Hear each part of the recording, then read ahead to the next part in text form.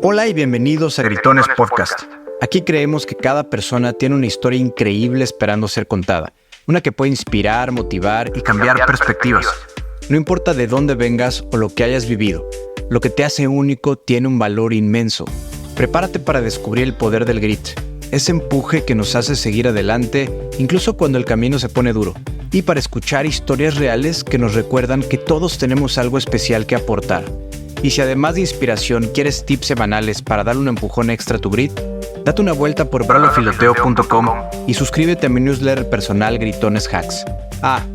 Y no te olvides de darle like, suscribirte o seguirme, dependiendo de la plataforma donde nos escuches, para que el algoritmo juegue a nuestro favor y más personas puedan descubrir estas historias. Esto es más que un podcast. Es una celebración del viaje en esta dimensión.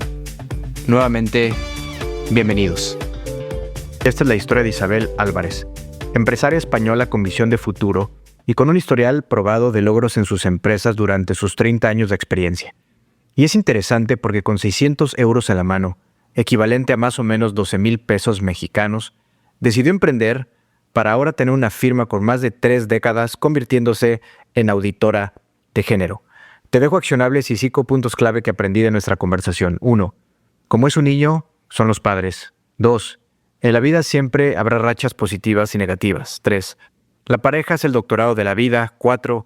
México gasta 2 billones de pesos anuales por violencia de género. Y 5. La espiritualidad es hoy. Aquí la tienen.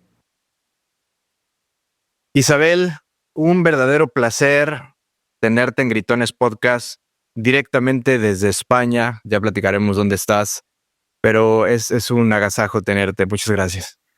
Muchas gracias, Braulio. Encantada de estar contigo aquí en Gritones, de charlar contigo y de que tus oyentes me escuchen en ese país al que quiero tanto y que me parece una maravilla de país, una maravilla de personas que en realidad, tienen un futuro impresionante y un presente. Encantada.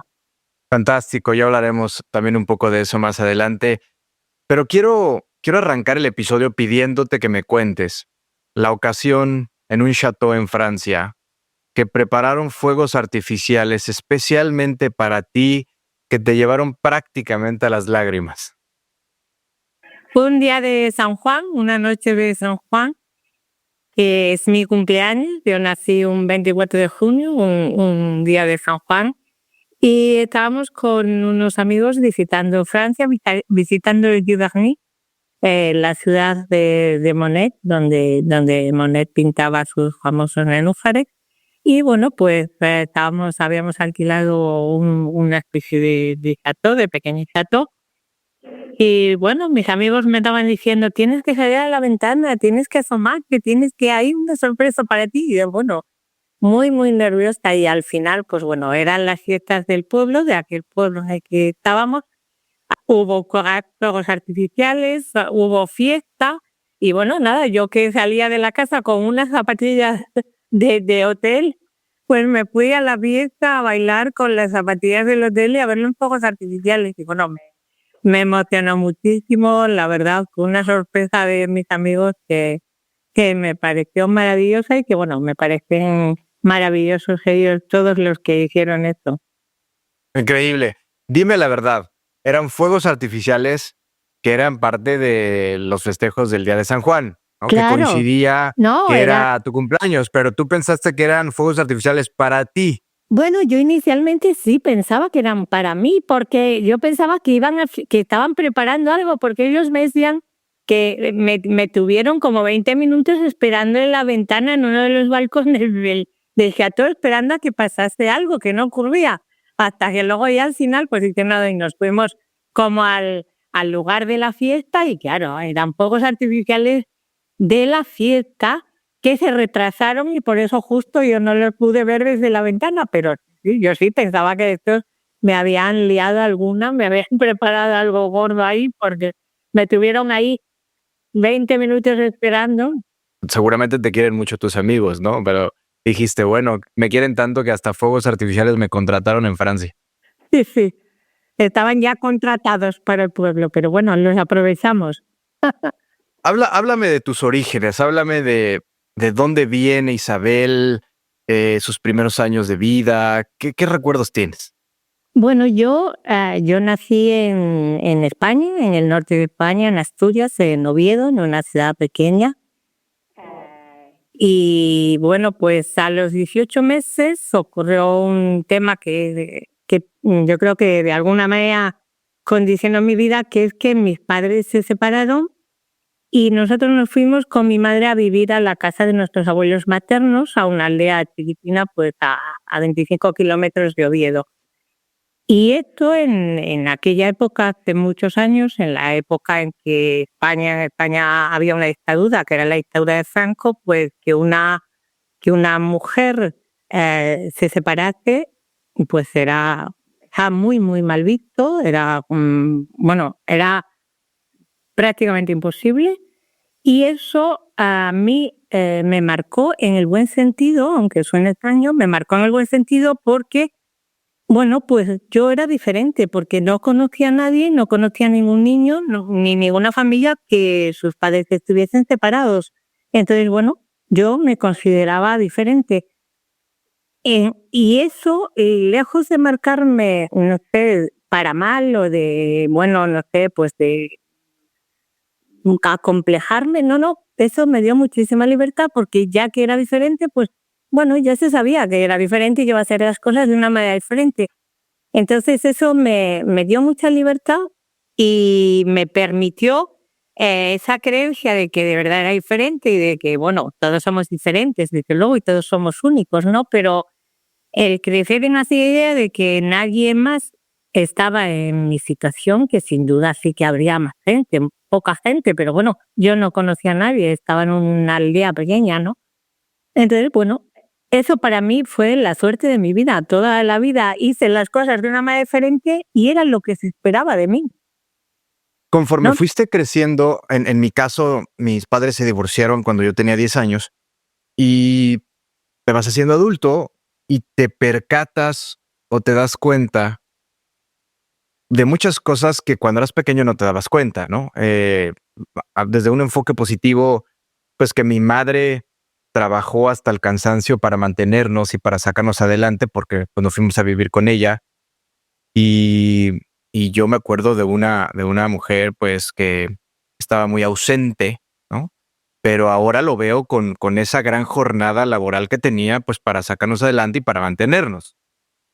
Y digo, wow, qué esfuerzo tan grande hacía mi madre, como muchas mujeres en este país que son madres solteras. En tu caso, ahora que lo reflexionas, ¿te dabas cuenta ya de adulta de cosas que hacía tu madre para sacarlos adelante, para tratar de contenerlos, para que a pesar de que en esa época en España pues, era muy mal visto, ustedes no sufrieran tanto? Bueno, yo en mi caso, mi madre sí estaba presente, mi madre no trabajaba, mi padre económicamente nos sostenía, él nunca se desentendió de nosotros y nosotros lo veíamos los fines de semana, nos relacionábamos con él y con la familia de mi padre también, los veíamos todos los fines de semana. Y en realidad a mí hay dos cosas. Quienes nos sostuvieron realmente y nos dieron estructura de personas a mi hermano y a mí, yo tengo otro hermano que es mayor, yo creo que fueron mis abuelos, porque en aquellos momentos mis padres yo creo que tenían bastante complicación, digamos, bastantes problemas ellos como para casi, de alguna manera, además, implicarse completamente, que estaban presentes y se implicaban, pero quien yo siento que a nosotros nos dio la estructura fueron mis abuelos, lo cual eso bueno, aparte de que era un amor incondicional, es decir, todo estaba bien, nos apoyaban, con los padres presentes, es decir, tengo claro. Y luego a mí, de lo que me sirvió la experiencia de mi madre, y que ella me lo insistió mucho, me lo recalcó mucho, es de luchar por ser siempre independiente sobre todo económicamente. Es decir, no tener que repetir la historia de ella de que, bueno, pues mi padre era abogado, económicamente estaba bien, y ella tuvo que replegar, recoger sus cosas, irse con sus hijos a casa de sus padres y seguir dependiendo económicamente de su exmarido. Entonces, de lo que yo me grabé, digamos, en esos años a fuego fue: yo no quiero depender de nadie, ni hombre, ni mujer, ni padre, ni madre, ni marido, ni no sé, ni nada, sino que yo tengo que económicamente solventar mi vida y ser independiente, porque esto me va a dar la libertad de vivir dentro de mis posibilidades, desde luego, pero como yo quiera. No voy a tener que estar a lo que me digan los demás. Para mí Claro, fue como la gran lección. claro, claro. Regresando un poco a tus abuelos que te dieron ese sustento o esa contención, esa estructura, ¿cuáles dirías que son los 3 valores más importantes que te heredaron tus abuelos? Bueno, heredé de las 2 familias. Quiero decir, no es que solo, o sea, para mí mi abuelo paterno es como mi padre, ¿verdad? No es como, eso es lo que se fue, claro, hace muchos años, porque era mi abuelo, no era mi padre. Entonces, realmente, pero yo tengo que ser objetiva. Quiero decir, hay cosas, pues de mi abuelo, de esos abuelos que nos dieron la estructura, el amor incondicional, quiero decir, el apoyarte, todo está bien, todo lo que haces está bien, te equivocas, pero eso no importa, sigue adelante, está bien, yo estoy siempre detrás de ti, te estoy apoyando. De ahí ese amor incondicional, ¿verdad? Esos valores de honestidad, de humildad, de gente humilde, trabajadora.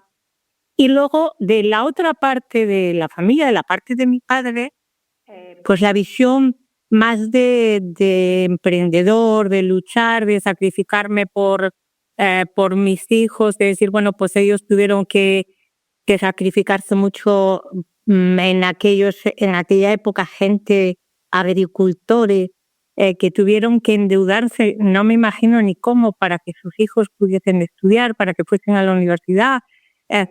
Yo recuerdo que uno de mis tíos cuenta que a casa de su padre, que es una aldea, es que no sé cómo es el equivalente en México, es una aldea en la montaña asturiana, ¿no? Una aldea, llegaba el periódico todos los días, no llegaría ni a las ciudades, que su padre leyendo continuamente, pues yo creo que de cada uno una cosa, ¿no? Pues de los abuelos, de la familia de mi padre, de mi propio padre, ese afán de seguir adelante siempre, de emprender, de estudiar, y de mis abuelos la estructura de persona, de amor incondicional, de este apoyo, de yo estoy aquí siempre para lo que necesites, y los valores humanos. Ya llegaremos a... Sí, dale, No Javi. estoy enfrentando unos con otros, que unos tengan esto, el otro, sino que yo creo que lo que yo fui recogiendo de cada uno es pues un poco eso, ¿sabes? Desde luego, desde luego. Y lo que te estaba diciendo es que ya llegaremos a lo que te dedicas, pero me parece muy valioso que hoy que estamos platicando de estos orígenes, de estos valores, en tu caminar con recursos humanos, con culturas organizacionales, tanto trabajo que haces con las personas hoy en día y tu despacho que tiene ya muchos años, ¿cuánto le achacas a estos orígenes en las personas de los valores que traen desde casa a la hora que se desenvuelven en el ámbito laboral? Bueno, todo, desde luego la vida es un camino, la vida es un camino, y yo, que además de Derecho y de cuestiones empresariales estudié Psicología, en un niño, cuando tú ves un niño ves a los padres, y cuando tú ves un adulto ves lo que te sembró allí de niño. Entonces, bueno, pues mira, yo de todo. Y te voy a contar una anécdota. Dice, a mí me dijeron, ¿cuándo empezaste a ser tu empresaria? Pues mira, yo empecé a ser empresaria, pues tendría 4 o 5 años. Como consecuencia de la separación, a mi madre le afectó, digamos, que durante un tiempo en una cuestión nerviosa, y no podía caminar. Entonces, mi hermano, del grupo de niños que estábamos por allí, mi hermano y los otros niños iban en bicicleta, y yo quedé en bicicleta. claro, yo como ellos. Entonces no tenía nadie, porque mi madre estaba enferma, que me ayudase con la bicicleta, que me sujetase, ¿verdad? Pues para aprender a caminar en bicicleta. Entonces, todos los días por la mañana cogía una bicicleta de mi hermano y me dedicaba un rato a intentar caminar, hasta que los golpes, me había dado tantos golpes, me había caído tantas veces, porque tenía que parar. Y al día siguiente otro rato, al día siguiente otro rato, hasta que aprendí a caminar. Bueno, ¿cómo sería el tema, Braulio, que mi madre me enseñaba a los vecinos de los laboratorios? Venía. Y ahí aprendí a caminar sola. Entonces, te caes, te levantas, lo vuelves a intentar otra vez. Esperas a que se te pase el dolor y después de dormir... ¿Qué edad tenías? ¿Recuerdas más o menos qué edad tenías, Isabel? Pues te diré que tenía 4 o 5 años. 4 o 5 años, porque recuerdo la bicicleta, que era tamaño así. Es decir, es que la bicicleta que había abandonado mi hermano porque ya era demasiado pequeña para él. Y me gusta este enfoque que le das de emprendedora, de decir, pues ahí emprendía que nadie me iba a enseñar a andar en bicicleta, mi mamá no podía caminar, mi hermano mayor jugando con sus amigos, ¿qué hago? Quiero andar en bicicleta, pues agarro una y me subo, ¿no? Ahorita me hiciste recordar que no por mucho que leas acerca de caballos y tengas una biblioteca acerca de equitación, te hace un buen jinete. Tienes que subirte, ¿no?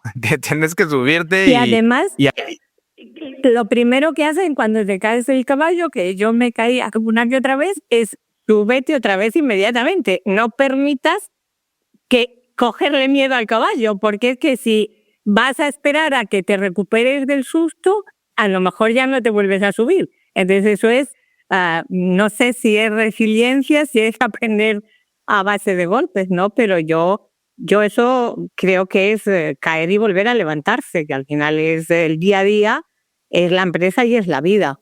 Porque hay una cosa que insisto mucho a todo el mundo, ¿verdad? Sobre todo a la gente joven, es que en una vida normal, feliz, normal, vamos a tener épocas muy buenas, muy, muy buenas, de mucha felicidad, de mucha gloria. Vas a tener épocas normales y vas a tener épocas regulares y malas. Y eso es una vida normal y excluyo de aquí una vida, una desgracia, cualquier cosa, pero en una vida normal vamos a estar arriba, en el medio y abajo. Y por estar abajo no es que se acabó todo ni somos infelices, sino que, dentro de la normalidad va a haber rachas.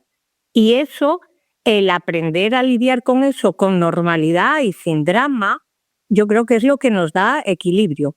Porque, claro, pretender estar siempre arriba y en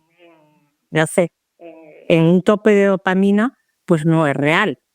Pero yo le digo a toda la gente, pues, a los chicos jóvenes sobre todo, no es como antes que te decían, bueno, la vida es un bayolana. No, la vida es una cosa maravillosa donde hay momentos que son de euforia total y hay otros momentos que no son de tanta euforia, que hay que llevar con normalidad dentro de la vida normal, y que eso no puede ni hacerte desistir, ni hundirte, simplemente decir, vale, pues hoy, no sé, toca mal día. ¿Cómo sales de ahí? ¿Cómo sales? Estoy de acuerdo contigo que hay rachas en la vida, estoy de acuerdo que a veces estamos arriba, a veces estamos abajo, estoy súper de acuerdo. Pero Isabel, ¿cómo sale de ahí? O sea, es decir, llega una racha mala, estás de capa caída, te caíste de la bicicleta en sentido figurado en la vida, te duele el cuerpo, estás lleno de moretones. ¿Cómo sales de ahí? Bueno, salgo por resiliencia, por lo mismo de la bicicleta, por el proyecto de vida. Yo creo que de ahí se sale que tú logras, si tú tienes en tu vida un proyecto y ese proyecto te sigue ilusionando lo suficiente como para que cuando te caes de la bicicleta, que desde luego yo me caí muchas veces en la vida y me hice moratones muy duros, pues dices, bueno, merece la pena levantarse al día siguiente y volver a luchar. Es verdad que yo también digo, comento muchas veces en broma que yo soy optimista por necesidad, porque es que tampoco me puedo permitirme mucho estar en el suelo, ¿sabes? Porque es que necesito levantarme y seguir luchando. Pero yo creo que es muy importante tener proyectos en la vida y es para la empresa, para tu vida personal, para la vida de pareja. Yo creo que el mayor fracaso de una pareja es no tener un proyecto común, un proyecto de vida que se vea común. Y a nivel personal, desde luego, en todo, a nivel de empresa, a nivel personal, a nivel de ilusiones. Entonces, cuando tú tienes un proyecto y un proyecto por el que luchar, te vuelves a levantar, no te puedes permitir. Hay una persona que se llama Alfonso Ruiz Soto, que es una persona aquí en México que se ha dedicado a dar cursos de semiología. Semiología es esta ciencia que estudia el significado de las cosas desde la concepción hasta la muerte. Y lo ha hecho tan natural que, bueno, es muy exitoso y tiene libros y demás. Y yo, pues, me he metido a ese rollo, me metí muchos años. Y algo que te diría que me dio muy buenas bases con mi esposa fue que lo hicimos juntos. O sea, él tiene cerca de, creo que son 12 o 13 cursos, ya no me acuerdo, que duró un fin de semana cada curso. No te quedas a dormir, pero bueno, y te puedes tardar en promedio 2 años en terminar toda la serie de cursos. Y en uno de esos cursos, justo él decía que una cosa es que tengas un proyecto de vida individual y otra cosa es un proyecto de vida en pareja. O sea, es muy sano que matrimonios, parejas, cada uno tenga su propio proyecto de vida y que a su vez puedan tener la capacidad de sentarse a crear un proyecto de vida en común, ¿no? Porque si te casas con un astronauta y tú eres un buzo, ¿no? Pues uno se la vive en la luna y otro se vive abajo del agua, ¿no? En polos opuestos, pero ¿qué crees? Tienen un proyecto de vida en común. O sea, cuando aterrizan a tierra los dos, ¿no? Cuando uno sale del agua y el otro llega de la luna, en la tierra tienen proyecto de vida y por eso siguen felizmente casados o juntos. Ahora, se dice muy bonito y muy romántico, pero hay rachas, ¿no? Y yo creo, lo he platicado con Blanca, mi esposa, que hemos salido adelante, y no es que nos comparemos, pero sí hemos visto mucha gente que se divorcia en México a nuestra edad, se separan, y hemos platicado decir, bueno, pues hemos aguantado entre comillas, es una forma de decirlo coloquialmente, pero esos cursos y cosas que hemos compartido juntos nos han ayudado. Completamente de acuerdo. Me parece muy, muy sabio lo que dices. Una cosa es tu proyecto de vida, tu proyecto personal, tu proyecto empresarial, tu proyecto profesional, que es muy importante para el equilibrio, al menos en mi caso es fundamental.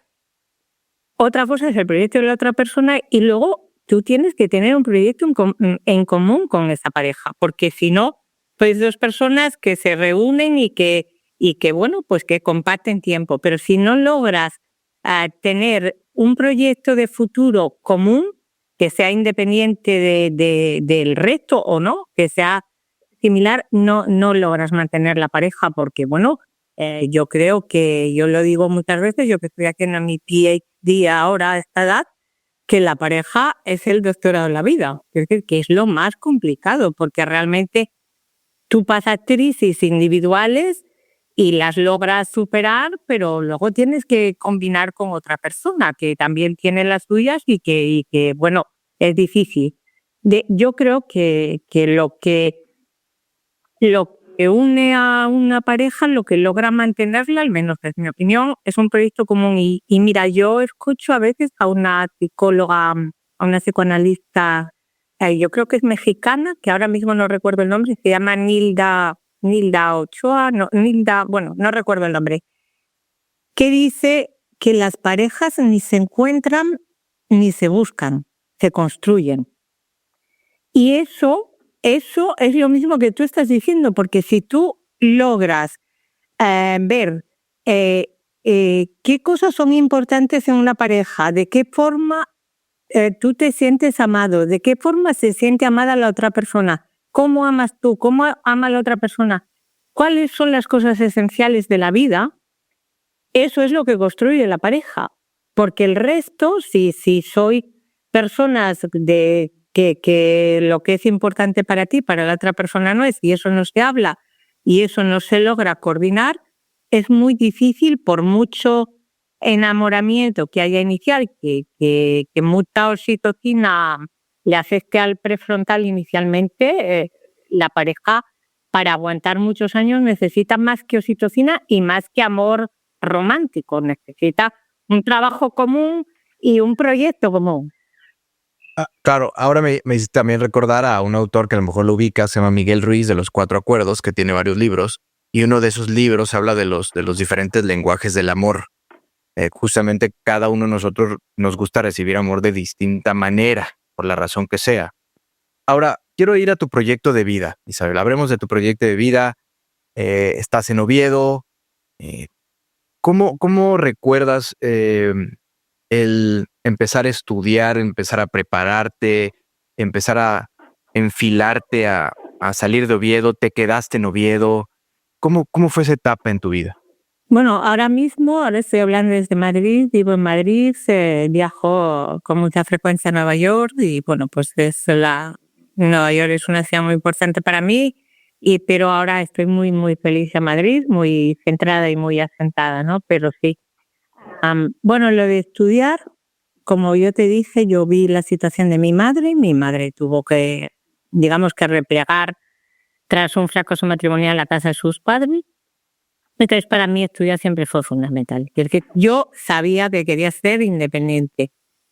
Vería cómo o cómo no, eso no sé si esto que dice que quería ser de mayor cuando eres pequeño, yo creo que nunca tuve una vocación clara, pasé por todo, pasé por medicina, pasé por historia, pero bueno, al final pues hice derecho, pues porque mi padre era abogado y por estas cosas de no sé, de seguir la tradición, que por cierto me pareció horrible la carrera, pues no me gustó nada, pero me sirvió. Y bueno, tenía claro que tenía que estudiar y que ser independiente y acabé de estudiar y me puse a trabajar en un despacho llevando temas laborales. Y bueno, ¿Estudiaste pues, en Oviedo? estudié en Oviedo. En Sí, Oviedo. estudié la carrera en Oviedo y bueno, pues llevando temas laborales de empresa, llevando asesoramiento de empresa en tema laboral, pues yo vi la necesidad de que hubiese más flexibilidad en el tema de la contratación de los trabajadores. Y bueno, pues empecé a averiguar. En España en aquel momento pues había un nicho de mercado, digamos, que no estaba explotado. Y pues empecé a ver qué posibilidades tenía de montar una empresa en ese tema. Lo estudié, incluso contacté con alguna empresa que franquiciaba, pero bueno, no llegué a nada. Y entonces esas cosas del destino que no existen, ¿no? Esas sincronicidades hicieron que una amiga mía trabajaba para una empresa de ese tipo de recursos humanos y por un error muy, muy básico del departamento laboral, no sabría decir que de los gestores laborales, bueno, tuvo un problema que había que solucionar. Entonces yo, bueno, contacté con los abogados de esa empresa y, bueno, te hablando que tenía 20 y muy pocos años, ¿sabes? Y entonces llegaron a Oviedo, que, bueno, pues al final Oviedo es una ciudad pequeña, era un pueblo, ¿verdad? Unos abogados en Madrid guapísimos, impresionantes, ¿sabes? Con un glamour de que somos todos millonarios. Sí. De traje. Qué poderío, todo. Y claro, ellos los pobres no es que no supiesen nada, pero la empresa de laboral no sabían nada. Entonces yo en mi ingenuidad y en los 20 y pico años pensé, lo hacen mal y no saben nada y ganan tanto dinero, digo, si se hace bien, pero esto tiene que ser, vamos, el supernegocio y tal cual. O sea, es que fue tal cual. A mí ahí se me encendió la bombilla y dice, pa'lante. Y ahí empecé con 600 euros, que es el equivalente a 12.500 pesos mexicanos, y no tenía más dinero para pagarle a los trabajadores. Es decir, el día que acabas aquel dinero te había esfumado mi sueño, con lo cual, bueno, no, te puedes imaginar las maravillas de para todo, para cobrar a los clientes pronto, de la gestión, para que fuese todo súper eficaz para llevar aquello adelante y así salió adelante. ¿Cómo empezaste a tener clientes? O sea, en esos momentos en donde dices, me voy con 600 euros, veo esta necesidad, mal trabajo, bien pagado, yo lo puedo hacer mejor, monto mi firma. ¿Cómo empiezas? Porque necesitas que entre dinero a la caja, ¿estás de acuerdo? Para poder mantener el sueño. Bueno, la suerte es la suerte del principiante. O sea, la suerte es que en aquel momento en Asturias, solo esta empresa que te digo con la que tuve el tema estaba sentada y lo estaba haciendo realmente mal porque, bueno, no. Y yo empecé y no había nadie más. No había nadie más. Entonces, era algo muy novedoso. Es verdad que el mercado en ese momento estaba surgiendo. Y tuve la suerte de que contactaba con clientes, con empresas industriales de metal, además un mundo completamente masculino. Yo, una mujer joven en un mundo todo de hombres, de artilleros, de fábricas de automóvil, de fábricas lácteas, en todas las fábricas de escaleras, ¿sabes? Y bueno, yo le ofrecía y realmente tuve muy, muy buena respuesta porque era una solución de flexibilidad y tuve muy buena acogida. Entonces, bueno, yo tenía de negociar con ellos las formas de pago para no quedarme sin dinero y como era necesidad, pues parece ser que resultaba. Y así fui empezando y luego ya digamos que cuando se empezó a sentar la competencia, las empresas más importantes de metal en aquel momento prácticamente, al menos en toda la zona de Asturias y fuera, ya estaban trabajando conmigo. Y eso me dio mucha ventaja a medida que el mercado se fue madurando para tener asentada mi firma, porque yo no podría competir con las firmas tan súper grandes, multinacionales, si no hubiese permanecido en aquel nicho de mercado de empresas industriales y de metal donde prácticamente nadie se metía en el principio. En ese mundo de hombres estás empezando, te estás abriendo camino. ¿Cuántas veces quisiste o pensaste al menos, Isabel, en darte por vencida? Decir, no, yo esto de tener mi propia empresa y mejor buscar un buen empleo, lidiar con estas empresas o este mundo industrial, no me pagan. ¿Cruzó por tu cabeza darte por vencida? No, porque empezamos muy bien, empecé muy bien porque era un mercado emergente. Entonces la empresa crecía muchísimo, tenía muy buenos clientes que pagaban, no, tuve épocas de crisis mucho posteriores, la crisis del 2008 de la construcción de España y desde luego la crisis del COVID que fue devastadora, que fue brutal porque de repente se cayó todo el mundo, nadie podía trabajar. Pero en aquellos momentos iniciales la verdad es que no. Además era joven y ingenua y bueno, pues pensaba que todo se podía solucionar y se solucionó, la verdad es que sí, pero no, en aquel momento yo creo que nunca pensé en abandonar y desde luego lo que nunca pensé es en trabajar por cuenta ajena. Eso no, jamás. Ya, eso nunca. Nunca, no. Ya. Dicen por ahí que la ignorancia te hace valiente, ¿no? Dime cosas que aprendiste en esos primeros años con tu propia empresa o incluso que traías desde casa que a la larga te diste cuenta que no eran ciertas, conocidos como estos paradigmas que alguien nos va diciendo que así se hacen los negocios o así se tiene que encabezar una firma, un despacho o así es la vida. Y conforme fue pasando el tiempo en tu experiencia, te diste cuenta que no era verdad. Bueno, yo me doy cuenta que de lo que sí me di cuenta, digamos, voy a darle la vuelta a la pregunta.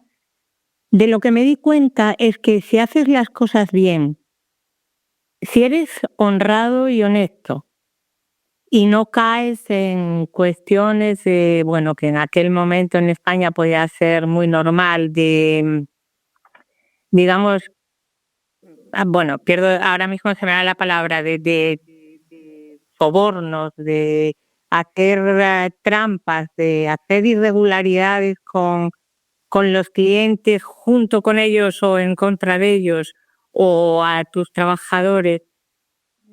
Y yo creo que eso a mí nunca me funcionó. Yo creo que a mí lo que siempre me funcionó es hacer las cosas bien, con los trabajadores, con los clientes, con todo, no evitar caer en soluciones fáciles pero tramposas, y que si haces las cosas bien, si lo que tú haces tiene una repercusión buena en la gente con la que trabajas, en tus trabajadores, en tus clientes, en todo lo que te rodea en la sociedad, porque al final dar trabajo es dar dignidad, es dar seguridad, es dar vida, pues eso te revierte aquí en la vida con muchísimo más, no solo económicamente, sino en todo tipo de, digamos, De satisfacciones. y de agradecimiento, y de agradecimiento. Sí, llévame paso a paso en tu emprendimiento. ¿Cómo decidiste empezar a estudiar más? Porque tienes maestrías, luego estudiaste psicología, bueno, sabemos que hoy estás estudiando tu doctorado, pero nunca has dejado de estudiar y prepararte. ¿A qué hora, Isabel? Porque cuando emprendes y cuando tienes compañía y tienes que pagar una nómina, o sea, muchas veces cuando arrancas principalmente eres todólogo, ¿no? Haces de todo. Eh, ¿Cómo empezó ese caminar? Guíame, llévame de la mano. Bueno, yo era todóloga a 24 horas, quiero decirte que desde luego yo como tú, como quien empieza, o sea, yo trabajaba al principio muchísimo. Yo tuve la suerte de que en mi camino me encontré gente en mis equipos muy buena, muy buena. Y eso me facilitó mucho la tarea. Es decir, yo tengo gente en mi equipo, pues mi segunda lleva conmigo 30 años. Ella dice, llevo más contigo que con mi marido. O sea que, entonces, el tener gente en la que tú puedas delegar con responsabilidad, gente que se ocupa de la empresa tanto o más que tú, que sabes que es completamente honrada, que trabaja sin condiciones, eso es muy importante. Entonces yo he tenido la suerte de que he tenido equipos muy buenos. He trabajado muchísimo, sigo trabajando muchísimo, pero he tenido muy buena gente a mi lado. Eso es lo primero, que muy buena gente a mi lado. Gente muy trabajadora, gente muy honrada y gente muy alineada con mis valores, con lo cual yo no tengo que estar como pendiente de que alguien se me vaya. Y luego Perdón que te interrumpa ahí, pero me interesa saber cuáles son tus valores, Isabel. Bueno, mis valores fundamentalmente es que tú tienes que respetar a todos los seres humanos en la misma manera que tú quieres que te respete, que hay que procurar hacer las cosas lo mejor posible en el sentido de no dañar y de que a las otras personas, digamos, que les produzca riqueza. Bueno, ser honrado y ser humilde. Yo la verdad es que son valores como bastante sencillos. No hay nada que sea, ¿sabes? Que es decir, no quiero hacer nada a nadie y que no quiero que me hagan a mí. No quiero, por supuesto, ni siquiera robarle un euro a una persona en su nómina, porque viven o sea, el trabajo lo necesitan para vivir. Y luego, con respecto a mis equipos, pues me parece muy importante que puedan equilibrar su vida personal y su vida laboral, porque trabajar 24 horas sobre 24 y nos lo podemos permitir cuando emprendemos, los que emprendemos, pero también tenemos que tener vida personal, y ellos desde luego, porque ellos al final, si tú no logras, ni yo, y no logras que la gente de tu equipo equilibre su vida personal con su vida profesional, los vas a quemar. Se van a ir porque va a haber burnout, van a buscar algo que les permita. Entonces, y además que logren compartir contigo la ilusión y los valores de la empresa y que se sientan la parte fundamental del equipo. Pero lo más de lo más, yo creo que es que tiene que haber un equilibrio a nivel personal y a nivel profesional, porque si no, ni ellos ni nosotros mismos logramos mantener. Lo quiero vincular con lo que estabas diciendo cuando te interrumpí. que lo importante para ti, un secreto grande, es pues que tienes gente que te ha acompañado en tu firma, que tiene más de 30 años de existir, y pues que tu segundo a bordo tiene 30 años contigo, me parece una locura. O sea, me parece increíble. Em, ¿Cómo dirías que se puede atraer ese tipo de talento o ese tipo de, de personal o de colaboradores? ¿Cómo le haces tú? ¿Cómo puedes tú asegurarte que alguien puede aspirar a tener un segundo a bordo como tú, que tiene 30 años contigo? ¿En qué hay que fijarse? Bueno, si lo supiera, pues lo patentaba y ahora mismo empezaba a trabajar con las grandes multinacionales, ¿verdad? Para hacerme millonaria, pues vendiéndoles la fórmula. Bueno, en mi caso, yo creo que es muy importante lo que te digo, que las personas del equipo que puedan desarrollar se Ok. sientan, respetadas y valoradas en la empresa. No es que la persona que dirige la empresa pues impone, sino que bueno, ellos puedan sentirse respetados, valorados y aporten, que les enriquezca también a nivel profesional el trabajo que están haciendo, que les enriquezca. Y luego lo que comentamos antes, que puedan equilibrar su vida personal y su vida profesional, porque si no logras eso, eso es imposible. Pero bueno, es una mezcla de todo, de el respeto a la persona que tienes enfrente, tienes que respetar a esa persona, ver cuáles son sus cualidades y hacer que sus mejores cualidades salgan, que no se queden en conformarse, en quedarse tranquilos, sino pues es de alguna manera exigirles un poquito más de lo suyo bueno para que aporten, reconocérselo y que ellos se lo reconozcan y vean lo que su trabajo y su esfuerzo le reporta a la empresa.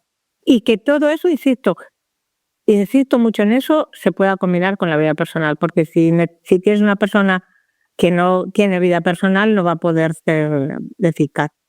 ¿Dirías que esta fórmula, si bien es cierto no patentada por Isabel, que por ahí puede ser una muy buena manera de ayudar a muchísimas empresas, empresarios y áreas de recursos humanos? ¿Dirías que eso te permitió poder seguirte preparando? Porque quiero ir llegando a lo que significa ser auditora de género. ¿Cómo se le hace ser auditora de género? Yo jamás había escuchado eso hasta que te conocí, ¿no? Que dices, yo soy auditora de género. Eh, sí es verdad que entonces este equipo que fuiste formando te permitió seguirte preparando para ocupar este tipo de Sí, puestos o responsables. bueno, sí, vamos a ver, el equipo, claro, me lo permitió porque, pues claro, dejé de estar 24 horas sobre 24 en el tema de la empresa, pero bueno, mis horas de preparación y de estudio fundamentalmente salían de la noche. Es decir, que yo estudiaba por la noche, además eso es como una costumbre toda la vida. Yo por la noche estoy mucho más despejada mentalmente, pero bueno, el estudio fundamentalmente, mis horas de estudio salían siempre de la noche. Entonces, el tema de estudiar siempre, bueno, yo siempre fui una persona muy curiosa en el sentido de aprender, ¿no? De aprender cosas nuevas. Y es verdad que llevaba pues mucho tiempo en temas bueno, estaba en temas de recursos humanos, con lo cual trataba con personas permanentemente, tenía un equipo cual que tratar y me tenía a mí misma, que era bastante como para estudiar ya.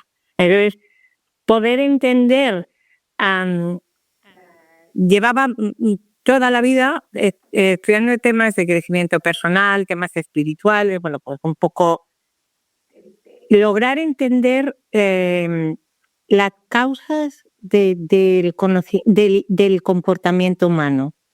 ¿Por qué la gente actuaba de una determinada manera en ocasiones extraña para uno, ¿verdad? Entonces eso me llevó a estudiar psicología, fundamentalmente pues para intentar darle una base científica a todo lo que venía leyendo desde jovencita, de crecimiento espiritual, de crecimiento, de autoconocimiento, pues para darle una base científica que no le di con la carrera de psicología, pero sí le di con el estudio del psicoanálisis. Y bueno, pues seguí estudiando. Primero había hecho un MBA, había hecho un máster en Derecho Fiscal. Y lo último, después de estudiar psicología y de estudiar psicoanálisis, fue un máster en Derechos Humanos, en Gobernanza de Derechos Humanos en la Universidad Autónoma de Madrid. Y ahí, bueno, ya había hecho mucho trabajo de voluntariado y ya había, bueno, pues visto, digamos, el propósito de la empresa, el valor de dar trabajo a la gente, cómo el trabajo dignifica, pero el tema de los derechos humanos me había atraído mucho siempre y creí que era importante, pues, de alguna manera devolverle a la sociedad más, porque consideraba que la empresa había aportado muchísimo socialmente, pero más a nivel particular a lo que tanto que me había dado a mí.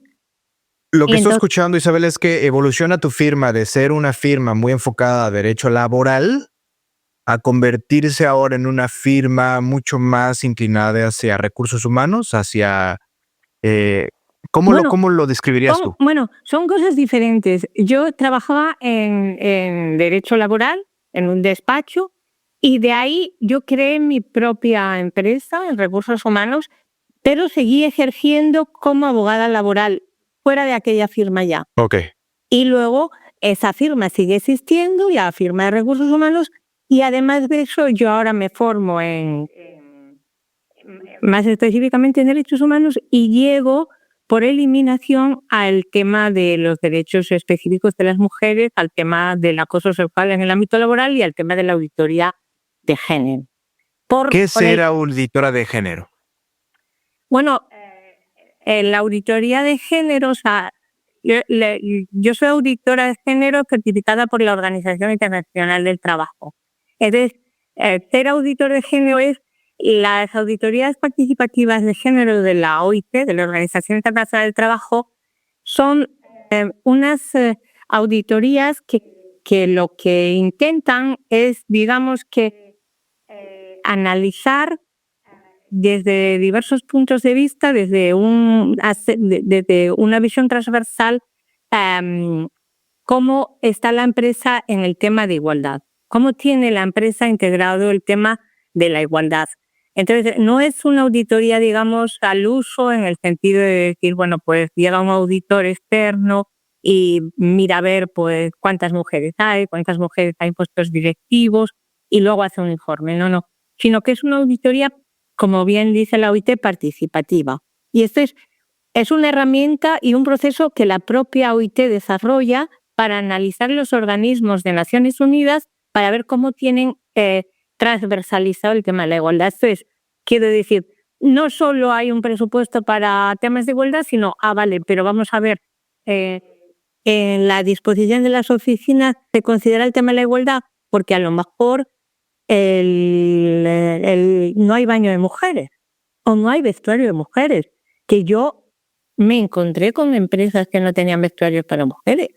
Te estoy hablando de no hace tantos años. Entonces, desde eso, a ver cuántas mujeres están en puestos directivos, a ver qué ocurre con los permisos de paternidad y maternidad, porque no solo es con las mujeres.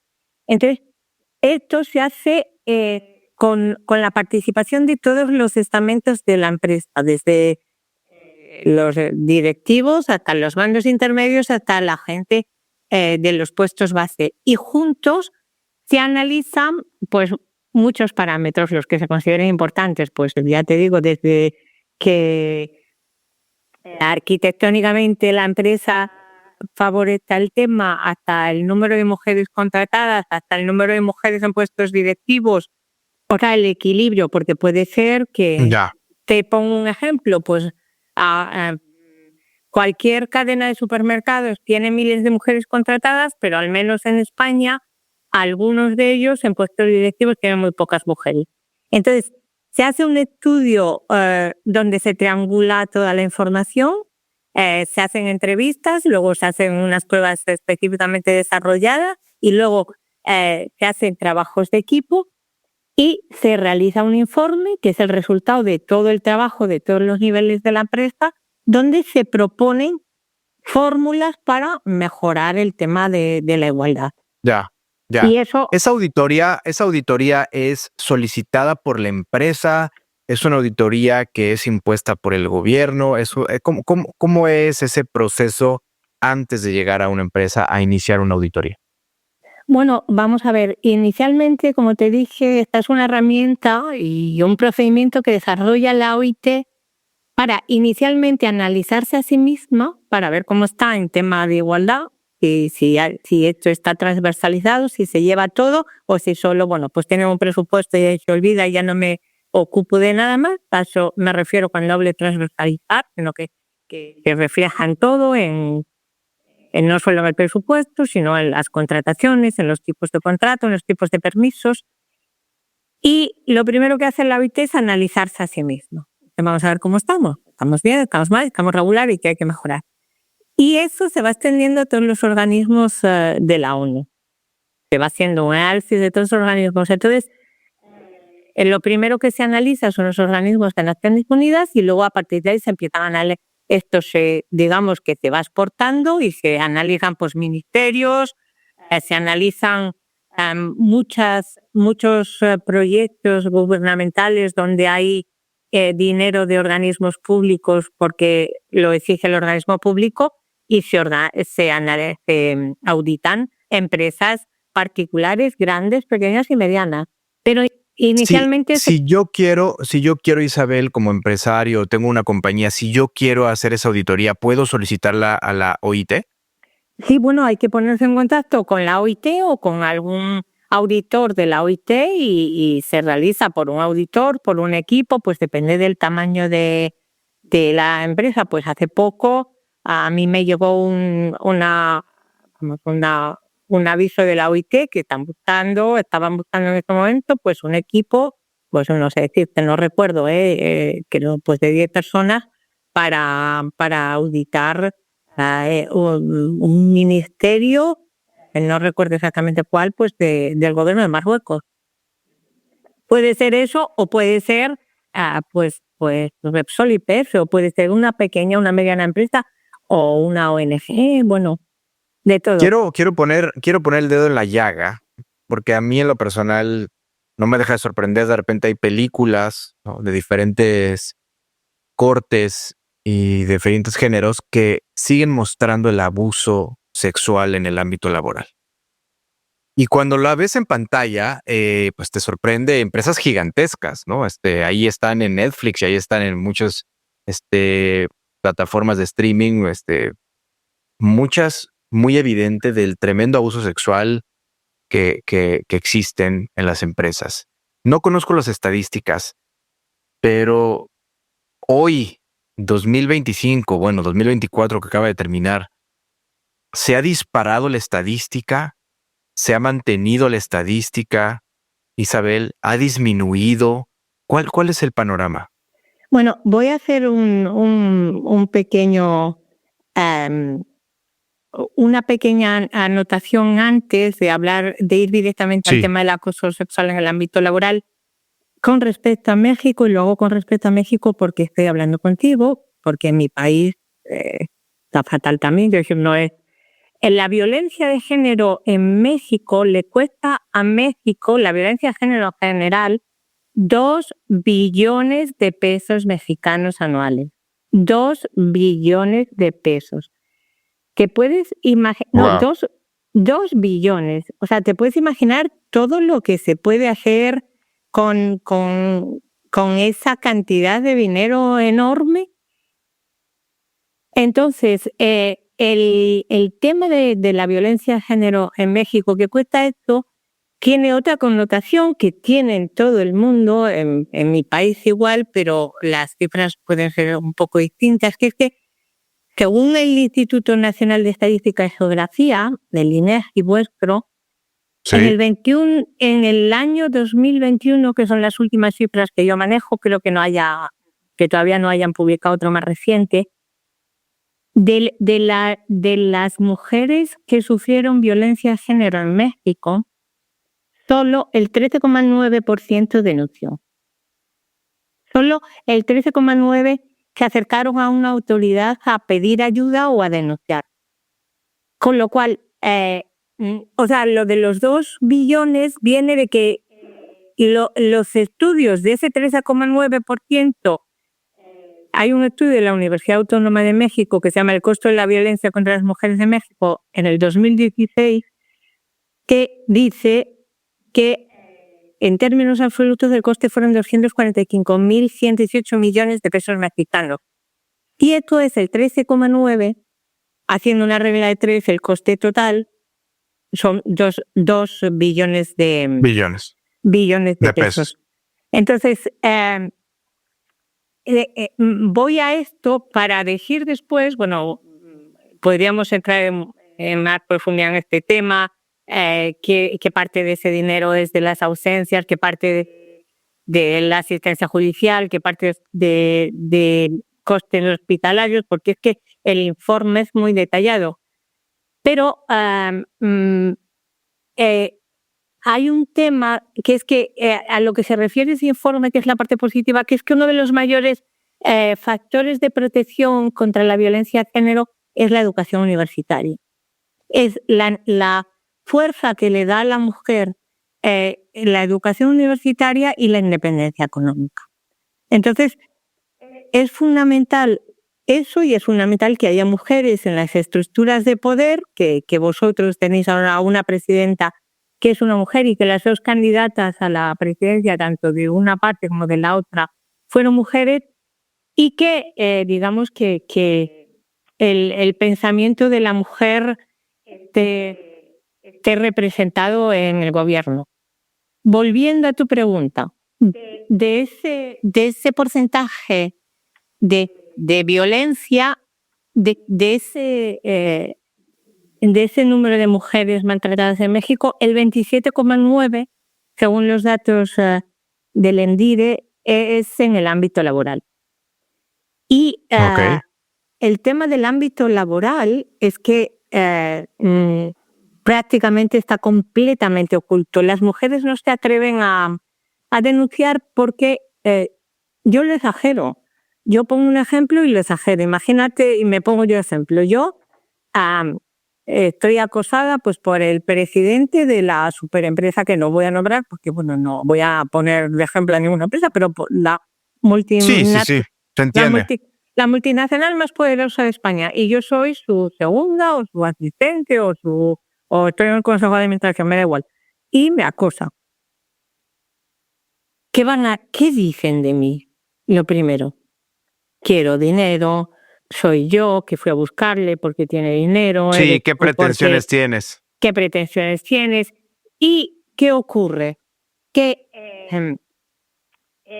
el sistema jurídico español y el sistema jurídico mexicano, que luego si quieres entramos en detalle, tienen herramientas más que suficientes para proteger a las mujeres en el tema del acoso sexual en el ámbito laboral. ¿Qué ocurre? Una, que probablemente las mujeres lo desconocen, y 2, que no se sienten amparadas. Y a pesar de tener herramientas legales suficientes para protegerlas, la realidad jurídica de protección no se corresponde.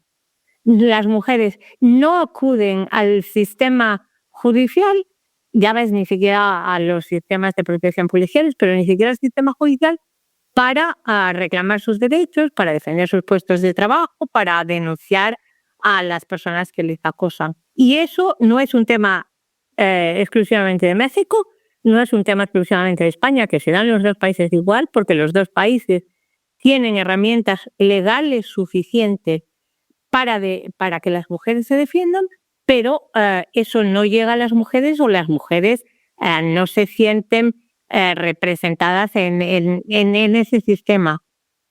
¿Consideras que una barrera puede ser esta situación que bien mencionas de la independencia económica, de la educación, esta barrera que quizás, si vamos a, como dicen los abogados, suponiendo sin conceder, vamos a pensar que el sistema judicial mexicano pudiera darle herramientas a las mujeres, o que hoy los mexicanos tenemos muchas dudas de nuestro sistema judicial, pero vamos a pensar que sí es así, hay herramientas. ¿Qué detiene a una mujer que es asistente del presidente del Consejo de Administración de la empresa más picuda de México, ¿qué la detiene y en qué porcentaje tú crees que es esta barrera económica o esta falta de independencia económica de decir, es que si yo salgo de aquí, gano bien, ¿no? Mis hijos, soy madre soltera, ¿qué número le pondrías, Isabela, a esa situación que está deteniendo a esa mujer particularmente en términos económicos? No sé si me explico. Sí, bueno, yo le pondría varias barreras. Una es la social. La cultura, vamos a ver, porque en mi idea y en la manera en que yo desarrollo, digamos, el tema de la igualdad, es que no es un tema de mujeres contra hombres, de hombres contra mujeres, sino que es un tema cultural. Y es un tema que le tendría que afectar tanto a los hombres como a las mujeres porque es una lucha de personas contra delincuentes. Porque si en España el año pasado murieron 52 mujeres asesinadas a manos de sus parejas o exparejas, me parece muy grave, pero Gravísimo. somos 45 millones de españoles y hay 52 delincuentes. Entonces, no se puede decir que es que los hombres maltratan. No. Es que hay 52 delincuentes, hay más porque hay miles de mujeres maltratadas todos los días en mi país, en tu país, pero no es una lucha de hombres contra mujeres ni de mujeres contra hombres, es una lucha de personas que tienen valores contra personas que delinquen y contra personas que hacen daño. Entonces, hay un tema cultural de enfrentamiento y decir, bueno, no, los hombres son malos, las mujeres feministas son horribles, son... No, en mi opinión y en mi discurso es una lucha de seres humanos que tienen valores y que respetan contra seres humanos que son unos delincuentes. Dicho así, quiere decir que en el caso del acoso sexual en el ámbito laboral hay veces que es delito, que no es delito. Entonces, yo creo que le tendría que preocupar tanto a un hombre como a una mujer que en su empresa y que en su ámbito y en que su ciudad nadie ataque a otras personas, y sean mujeres o no, porque el tema del acoso sexual en el ámbito laboral, según reconoce la OIT en el preámbulo del convenio 190, que es un convenio específico de violencia y acoso en el ámbito laboral que está en vigor en México desde, voy a decirte la fecha exacta, desde en julio del 23, o sea, el 6 de julio de 2023, México entró en vigor un convenio de la Organización Internacional del Trabajo específico sobre violencia y acoso en el trabajo, en el ámbito laboral, violencia y acoso sexual, que es una herramienta fundamental para la defensa de este tema. Porque tú antes hablabas de que los mexicanos no tenéis mucha confianza en el sistema judicial. Bueno, yo creo que el mundo está en crisis y que todos estamos un poco en crisis, ¿no? Pero hay dos cosas. Una puede ser un tema específico del sistema judicial y otra cosa es digamos, el ámbito legal. México tiene leyes y normas más que suficientes para defender a las mujeres.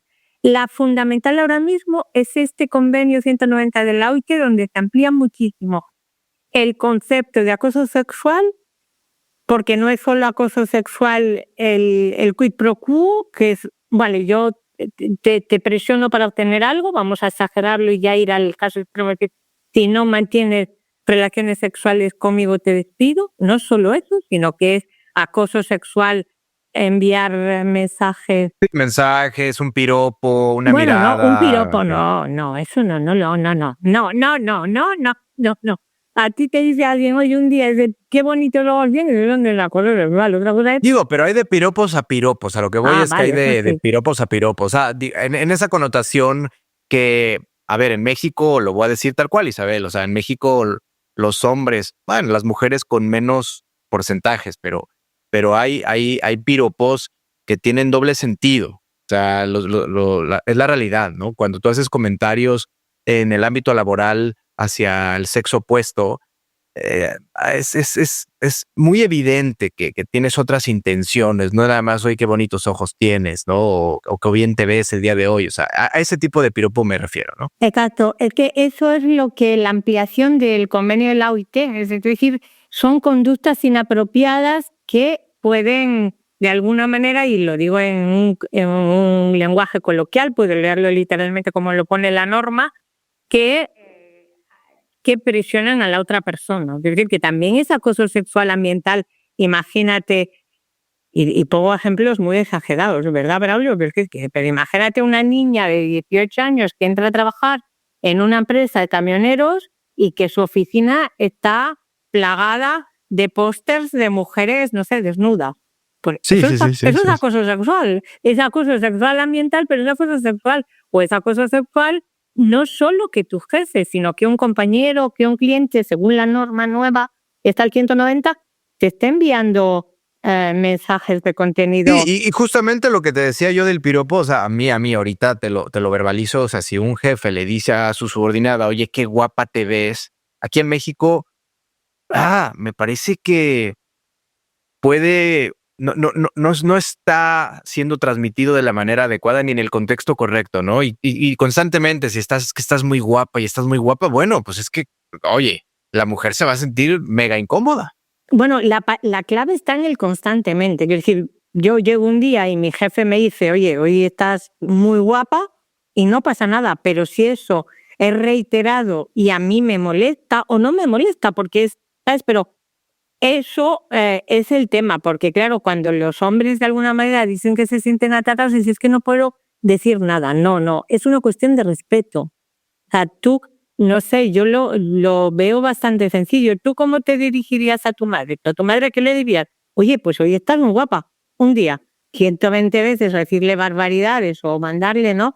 Por exagerar, yo creo que porque será claro que es una cuestión de respeto. Entonces, cuando las normas del respeto en el trabajo, en el tema, digamos, de acoso sexual que se rompen, es donde nadie va ni ningún juez, ni en México ni en España, va a admitir un tema de acoso sexual porque es que yo llego una mañana y me diga, qué bonitos ojos verdes.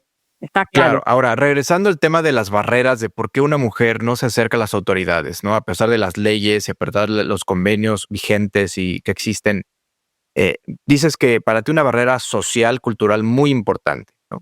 Claramente, y déjame decirlo como lo entiendo y corrígeme si estoy mal, pero es una mujer que esta barrera social que dice qué van a decir de mí o van a creer que yo tengo algo contra los hombres, ¿no? O que les quiero declarar la guerra al sexo opuesto, soy feminista. A ver, esa barrera social, decir mejor no digo nada y me aguanto. Esa es una. Yo he hablado de la barrera económica, ¿no? Decir, aquí esta empresa me paga bien y pues me aguanto porque si no, ¿cómo pago mis cuentas allá afuera y la renta y mantengo a mis hijos, ¿no? Más si es una madre soltera. Es una barrera económica. ¿Hay otras barreras para ti importantes que impiden a una mujer acercarse a las autoridades? Bueno, desde luego yo creo que la fundamental es la económica. Creo que es la fundamental. Esa es la primera, porque si yo tengo medios suficientes para vivir, mi elección, que no debería de ser, pero mi elección, ¿cuál es? Me voy. Me voy, busco otro trabajo, encuentro otro trabajo y me voy, que no debería de ser, porque nadie tiene derecho a hacerme renunciar a mi trabajo por un tema de acoso sexual. Eso es lo primero. El tema social es de mucho peso, porque yo que estoy en el tema y que lo estudio, que jurídicamente sé qué herramientas tengo, pues me parece muy importante porque te expone. Te expones muchísimo, sobre todo en casos como muy sonoros, ¿no? Te expones, que tú dices, bueno, pues, ¿qué, qué van a decir de mí? Pues que soy una mala mujer, por decirlo con buenas palabras, que soy yo que le busqué, que soy yo que quiero su dinero, Sí. que quiero mi Yo tiempo, que lo provocaste. que lo provoqué yo y que ahora pobrecito él, porque mira, ¿sabes? Entonces, eso también te lo hace pensar. Y luego, porque yo de verdad creo, y yo creo que esa es un poco mi tarea, que las mujeres desconocen las herramientas legales que tienen, porque el Convenio 190, o sea, lo primero, las empresas tienen que, en los sistemas de prevención laboral, tiene que estar recogido el tema del acoso sexual. Luego, tienen que tener un sistema de prevención específico del acoso sexual, de tal manera que si yo lo sufro, sepa claramente a dónde me tengo que dirigir, a quién me tengo que dirigir para que la empresa ponga solución a ese tema. Y luego, jurídicamente, la trabajadora puede pedir la renuncia, que sería igual a un despido, con una indemnización, puede pedir que se despida a la persona que la está acosando o puede pedir otras medidas alternativas que pueden ser que la cambien de puesto de trabajo, que cambien a la otra persona. Y además en la legislación española, en ese sentido la legislación mexicana lo desconozco, en la legislación española las indemnizaciones, aparte de las laborales, las civiles son muy, muy, muy altas. Y eso no lo son las mujeres. Y luego hay otro tema que me parece fundamental, que quizás me esté pasando el tiempo y me cortas, que es la carga de la prueba. Porque claro, tú eres víctima de acoso sexual y piensas, claro, ¿cómo lo pruebo? Porque el acosador va a buscar un ambiente oculto, no lo va a hacer delante de todo el mundo. Entonces, ¿cómo lo pruebo? El convenio especifica la obligación de que las leyes de cada país establezcan claramente medidas procesales en el tema de la prueba. En el caso de España, y creo que es lo mismo en México, pero bueno, eso tendría que verlo, no hace falta tener una prueba contundente como una grabación, como testigos, porque eso es prácticamente imposible. Si lo tienes, muy bien. Pero hay 3 requerimientos, que es que si el relato es coherente de la mujer que denuncia, si no hay, en España los abogados dicen o decimos motivos espurios, y no tiene nada, digamos, contra el hombre para que, digamos, quiero vengarme, y si además a nivel de madurez mental es una persona normal, eso hace prueba de cargo. Quiero decir, con eso se abre el procedimiento. ¿Sabes? Que eso es una herramienta muy, muy importante. No, qué bueno que lo dices, porque 1, 10, 20, las mujeres que te escuchen, me parece fundamental, y los hombres también que estamos escuchando, incluido yo, no solo las mujeres, ¿no? Sino todos los que estamos escuchando, ¿cuál es la situación actual? México y España, que es de alguna manera lo que estamos ahorita abordando, pero también que hay esperanza, diría yo. O sea, hay esperanza, si lo digo en un tema mucho más filosófico y romántico, Isabel, pero hay esperanza. O sea, no tienes que tener absolutamente todas las pruebas para moverte en dirección a la verdad y moverte en dirección a este abuso que es aberrante y que es indignante, hombre-mujer, mujer-hombre, y claramente que la mujer es la que generalmente sufre más con todo esto. Quiero ir poco a poco, ir cerrando la conversación, pero no sin antes preguntarte, Isabel, ¿cómo defines 3 palabras que parece que se entrelazan? Pero yo tengo mi propia definición de cada una de estas 3 palabras, pero me gustaría escuchar la tuya, me interesa mucho por tu experiencia. ¿Qué es diversidad? 1, esa es la primera palabra. ¿Qué es igualdad? ¿Y qué es equidad? Siento que de repente se utilizan las 3 al mismo tiempo con mucha soltura y creo que vale la pena, a mí en particular me interesa escuchar la definición que tú tienes de cada una de esas 3 palabras. Bueno, yo soy como tiendo a simplificar bastante.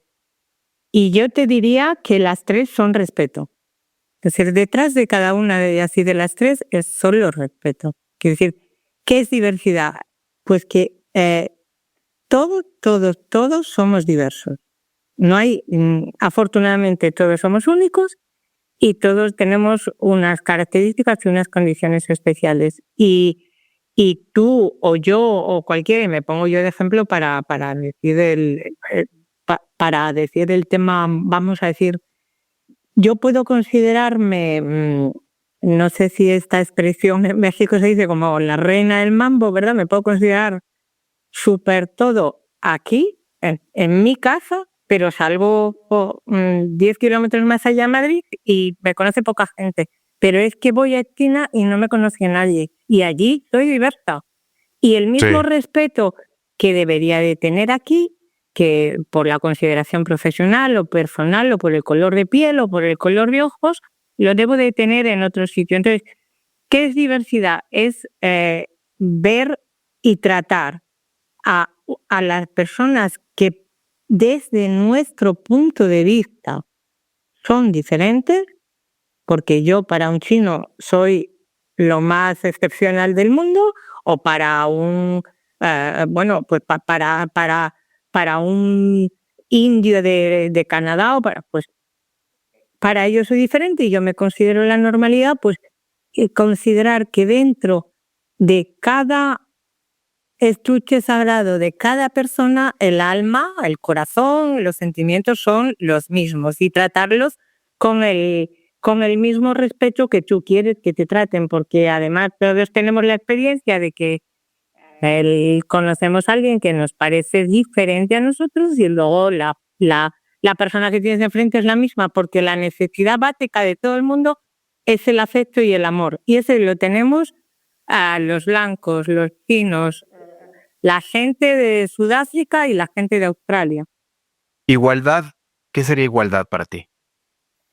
Pues yo no notaría, no sabría decirte la diferencia. La igualdad, en mi caso, digamos, profesional, la refiero más a un tema de igualdad de género, que se reconozcan que las mujeres y los hombres tengamos no los mismos derechos, porque en mi país, en tu país, los derechos son los mismos, los derechos, digamos, normativos, sino que tengamos las mismas oportunidades y el mismo tratamiento.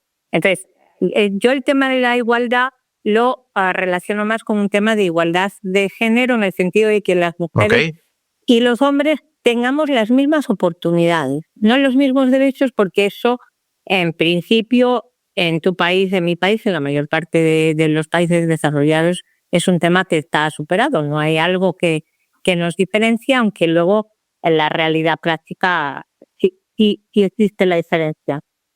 Sí, ahora me voy a atrever yo a dar mi propia definición de equidad, a ver si coincides. Venga. Y la equidad, sí, justamente la igualdad es, bueno, todos tenemos que tener las mismas oportunidades, independientemente de género, independientemente de qué tan distinto, diverso soy. Y no solo a nivel raza, religión, credo, sino también a nivel conocimientos, ¿no? Yo soy diferente a nivel experiencia, a nivel track record, ¿no? A nivel lo que sé, lo que estudié, ¿no? Tengo esa diversidad que puedo traer a la mesa y que puedo aportar valor. Me regreso a la equidad. La equidad para mí es esta capacidad de que, si bien es cierto, todos tenemos que tener igualdad de oportunidades, pero yo no dejo de ser hombre, en mi caso como Braulio, no dejo de tener cierta expertise, ciertos skills, ciertas habilidades, que la equidad de género puede ser incluso en el mismo género, es decir, hombres con hombres o mujeres con mujeres. La equidad de género es, pues, a ver, Braulio, sí vas a tener la misma oportunidad, pero no vas a ser estrictamente tratado igual porque tu background, porque tus conocimientos, porque lo que traes a la mesa, pues es distinto a lo que Pedro trae a la mesa. Entonces, esa equidad que queremos manejar con ustedes es, pues claro que va a haber una diferencia en cómo van a ustedes agregar valor o contribuir en la compañía. No sé si me sigues, Isabel. Completamente de acuerdo. Yo creo que la equidad es dar oportunidades, las mismas oportunidades a personas diferentes. Quiero decir, no se puede tratar de la misma manera Exacto. en términos absolutos a personas diferentes. No puedes tratar igual a una persona, como tú dices, con un background distinto al tuyo, con una vida, con una historia y con unas habilidades, unas skills diferentes. No se le puede aplicar el mismo rasero. a mí estoy completamente de acuerdo con tu definición, pero yo insisto que las tres, yo creo que digamos que la línea común de las tres es la diferente, es que el respeto a cada persona es su individualidad. No hay dos personas iguales, todos somos únicos, y si tú respetas la individualidad de las personas, la individualidad de los colectivos, yo creo que da lo mismo el nombre que al final le pongamos, pero es darles las mismas oportunidades y respetarlos, tratarles con el respeto que se merecen y darles las oportunidades que brinda la sociedad al resto de las personas. Totalmente. Voy a ir a preguntas rápidas, Isabel, para ir cerrando la conversación, que ha sido una delicia platicar contigo. Y fíjate que dándole un poquito de juego a la inteligencia artificial, que estaba muy de moda, yo le permito que te haga una pregunta, ir cerrando el episodio. Me va a poner en un compromiso. A ver qué te pregunta la inteligencia artificial. Entonces, dos cosas importantes. Que tú escojas quién quieres, o mejor dicho, al estilo de quién quieres que te haga la pregunta, ¿no? Pues yo admiro a tal conductor o tal periodista o a alguien de la ONU, no sé, yo admiro a tal persona o tal autor de tal libro y me gustaría que al estilo de esa persona me hiciera una pregunta relacionada a tal tema. Entonces, ayúdame con una persona que te gustaría que utilicemos su estilo y le vamos a dar esa instrucción a ChatGPT. Bien, me pillas, pero bueno, ¿quién me gustaría? Marie Curie, es decir, ella fue rompedora en su momento para el tema de las mujeres y quiero que me haga a que la pregunta verse en el tema de la mujer, de los avances de la mujer, del tema de la igualdad de la mujer profesionalmente. ¿Me repites el nombre? Marie Curie.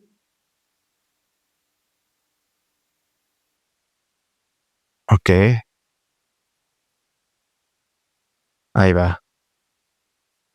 Estoy pidiendo que utilizando ese estilo te haga una pregunta relacionada a la evolución de la situación de las mujeres en el mundo, ¿te parece? Perfecto. A ver, vamos a ver qué nos arroja la inteligencia artificial para Isabel. A ver. Ahí te va, ¿eh? Isabel, a lo largo de tu trabajo en la prevención del acoso sexual y las auditorías de género, has sido testigo de cómo han cambiado las condiciones para las mujeres en el ámbito laboral. Desde tu experiencia, ¿cómo describirías la evolución de los derechos y oportunidades de las mujeres en los últimos años? Y mirando hacia el futuro, ¿qué avances consideras esenciales para que las mujeres en el mundo laboral alcancen una verdadera igualdad y seguridad? Vámonos. Caray, con la inteligencia artificial va directa, ¿verdad? Bueno, vamos a ver, los derechos de las mujeres, tanto en el tema del acoso sexual como en el tema laboral, tanto en España como en México, como en el mundo entero, evolucionaron muchísimo durante los últimos años, ya durante el siglo XX y actualmente, tenemos que recordar que en España las mujeres todavía, creo que en el 80 y pico no podían firmar un contrato, es decir, no había divorcio, ya no te digo, anteriormente, mi generación ya todas las mujeres teníamos fácilmente acceso a la universidad, pero en la generación de mi madre prácticamente eso era excepcional, con lo cual no podemos decir que es que los derechos de las mujeres no evolucionaron. Los derechos de las mujeres afortunadamente evolucionaron enormemente. En el tema del acoso sexual en el ámbito laboral, yo creo que evolucionaron, que el tema del Me Too en Estados Unidos fue un tema que sacó el polvo de debajo de la alfombra, pero es un tema todavía muy oculto. No hay estadísticas reales, no hay estudios reales.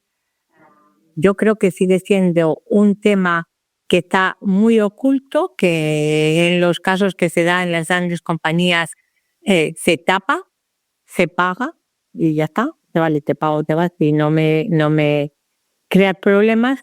Y todavía las mujeres no sienten la seguridad de poder denunciar y que el sistema jurídico, digamos que los riesgos de esa acción judicial le compensen. Entonces, en el tema del acoso sexual en el ámbito laboral se avanzó mucho. El convenio 190 de la OIT a efectos legales es un avance enorme. Ya, insisto, en México está en vigor, en España está en vigor y es normativa obligatoria aplicable, pero queda mucho. Y yo creo que lo que queda fundamentalmente es normalizar que las mujeres acudan a las herramientas que les da las normativas, las leyes de cada país para denunciar y para luchar contra este tema, que yo creo que eso de alguna manera forma parte de mi proyecto actual, ¿no? Dar a conocer las herramientas legales para poder luchar contra ese tema. Pero ahí queda mucho camino, avanzamos muchísimo, pero queda mucho por hacer. Queda mucho por hacer. ¿Qué quieres decir cuando dices que no hay que ser místico para saber que ayudarte regresa? ¿Perdona? ¿Qué quieres decir? ¿Qué quieres decir con la frase no hay que ser místico para saber que ayudarte regresa? Bueno, quiero decir que no hace falta ser místico ni espiritual, para decir, bueno, si tú haces el bien, me da igual de la creencia, de la religión, de lo que seas, hacer el bien a otras personas, a ti mismo, a tu familia, a lo que tengas cerca, la vida te lo devuelve con mucho, pero ya a nivel de satisfacción personal y a todos los niveles. O sea, yo sí creo absolutamente que hacer el bien en la forma que sea, es decir, no hay una forma de hacer el bien, ¿no? Cada uno interpreta la forma de hacer el bien, te enriquece a todos los niveles muchísimo. Y efectivamente no hay que ser místico. Yo no creo en la espiritualidad mística, o sea, la espiritualidad es hoy, es el día a día. Tú tienes un cuerpo para trabajar aquí. Yo Me tuve gusta. muchos años una maestra que decía, no me vale el ponerse así a meditar y no hacer nada de la vida. No, es la espiritualidad. Tenemos un cuerpo para trabajar aquí, para hacer aquí y para... La espiritualidad es tocar tierra, es hacer aquí. No es decir, bueno, me pongo a meditar en mi opinión, ¿verdad? Que lo respeto todo. Me voy a una montaña, medito y no hago más allí. Pues ahí lo tienen, público inteligente y conocedor. Isabel Álvarez, eres un genio, resiliente, apasionado. ¿Quieres compartir tus redes, algún dato de contacto? Bueno, yo puedo compartir los que tú consideres oportunos. Estoy en LinkedIn, Ok. Isabel Álvarez, incluso yo puedo, si quieres, facilitarle mi teléfono a tu público para que se ponga en contacto conmigo, o el de mi despacho, de mi oficina. Cualquier persona, cualquier mujer que pueda considerar que en algo le puedo dar un poco de luz, con completo desinterés dado. Entonces, voy a dar el de mi oficina, más que nada para evitar, ¿sabes? Bueno, pues. Claro, no te vayan a marcar en la madrugada. Por cierto, es verdad que estamos y voy a dar el móvil. Mira, es 0034 605 27 85 79. Y en LinkedIn soy Isabel Álvarez. No.